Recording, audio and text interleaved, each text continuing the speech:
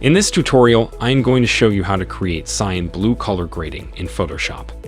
Before I begin, don't forget to subscribe my channel below and hit bell icon to never miss the update. Let's get started.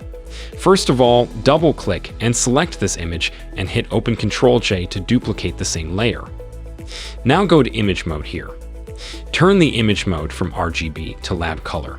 Hit Don't Flatten. Cool. Now go to Channels panel here. Select the channel, hit Ctrl to select the total window of this channel. Then hit Ctrl-C to copy the selected part.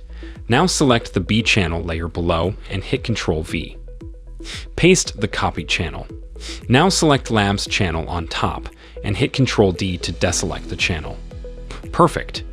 Now go to Layers panel, then change image mode to RGB color. Hit Don't Flatten. Perfect. Now the time to see the final result. And that's it. Thanks for watching and see you next time. If this video helpful to learn quickly, hit the like button and also don't forget to subscribe to our channel and hit the bell icon. Then you won't miss any upcoming tutorials.